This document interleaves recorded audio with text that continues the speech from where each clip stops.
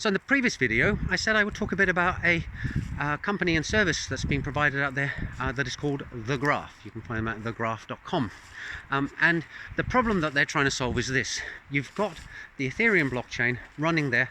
It is chock full of all sorts of transactions and code and program states and information, and it takes, 4 or 5 days to a week just to get your own copy of a node running on your own development machine so that you have information on the state of the blockchain. And by the way, that's if you run what is called a light node that doesn't archive everything.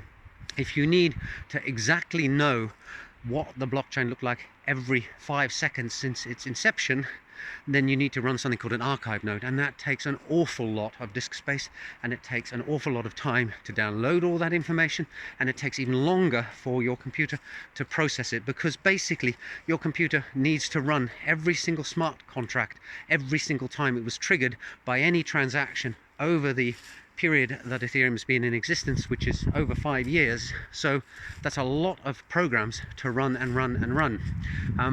So if you've got a snapshot of what the blockchain looks like right now, which I said you can do in 3 or 4 days, then you can query the state at this moment in time, and you can ask, say, what state is this smart contract in, or has there been a transaction in the last 5 minutes from this address, stuff like that. And that's just about manageable. But if you want some more general statistics about behavior of smart contracts over time, for example, has there ever been a point where the Uniswap liquidity pool has for Ether versus DAI has been at or above a certain level, then you are going to have to scan across the whole blockchain for the period of existence of Uniswap.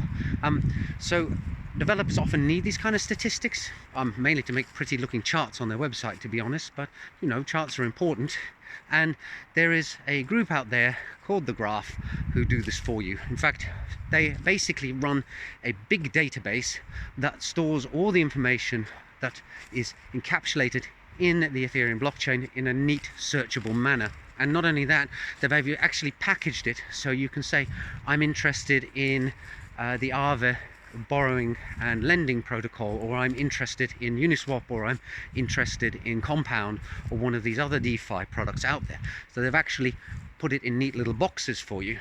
And the Graph is therefore very useful if you want to query the Ethereum blockchain, because they've done it all for you and they can present it to you in what is basically a nice big database that you can query. So the Graph is very useful, therefore, in order to analyze trends in the behavior of decentralized finance smart contracts. And actually, I guess that's where graphs get really important, because traders seem to like it, especially ones who are doing technical analysis for their trading, because it allows you to query past data and create these nice candlestick charts and let them do all their Fibonacci stuff on them if they want to. So there you go, another piece of infrastructure that's provided out there. Again, you could do it yourself. It would involve buying quite a lot of equipment, running it for a lot of time, and coding up a lot of stuff yourself. So why not farm it out to a service provider? That's how programming works these days. So another video on Web 3.0 components. Hope you're finding it interesting. I'll try and wrap it up in the next 2 or 3, because I think maybe this topic has been going on too long. Bye for now.